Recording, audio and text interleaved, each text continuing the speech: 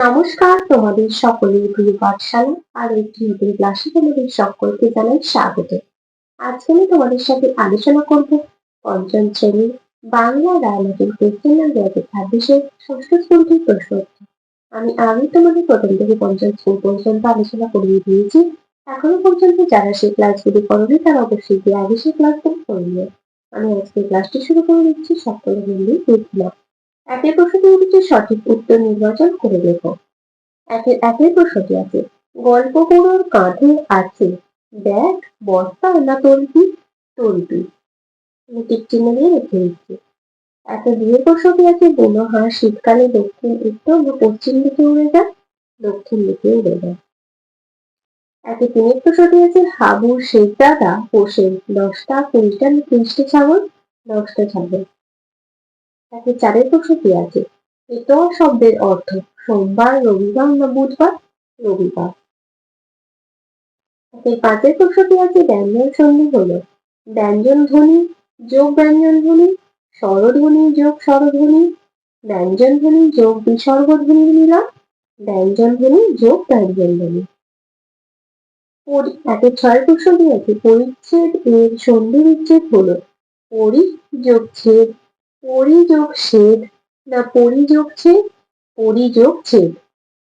সাতের প্রশ্নটি আছে, খাই হলো বিশেষ্য ক্রিয়া না বিশেষণ পদ? ক্রিয়া।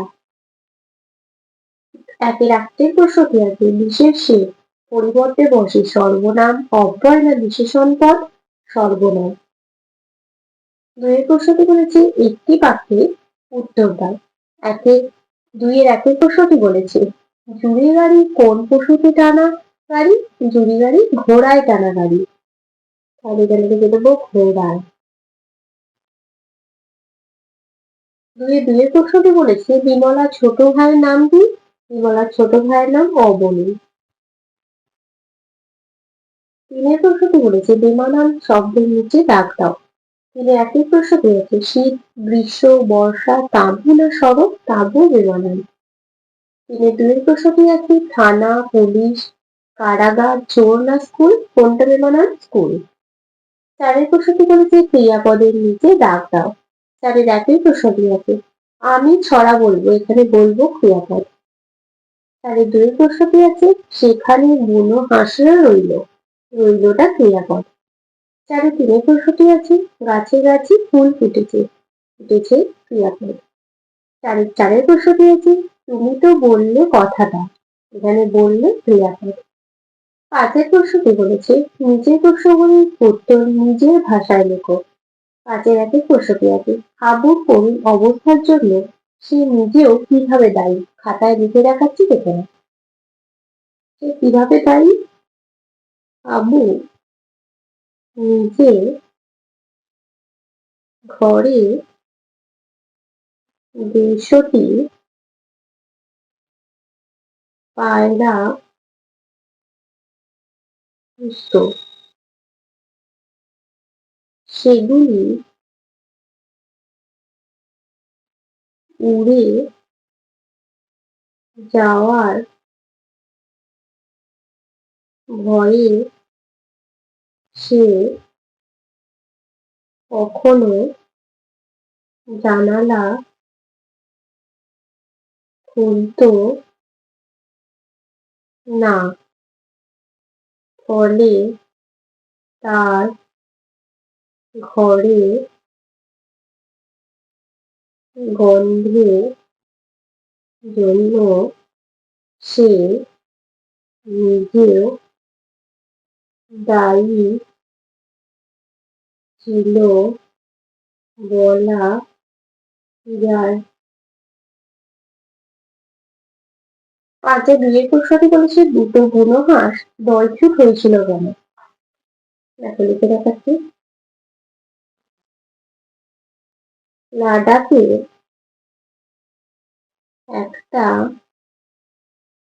বরফে ঢাকা নির্জন জায়গায় শীতে শুরুতে আকাশ দিয়ে দলে দলে বুনো হাঁস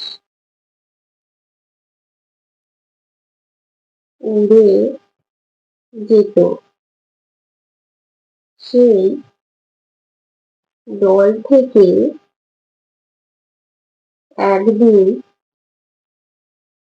একটা হাঁস আহত হয়ে নিচে নেমে পড়ে। তার সঙ্গীটিও তার সঙ্গে নেমে আসে। ফলে দুজনে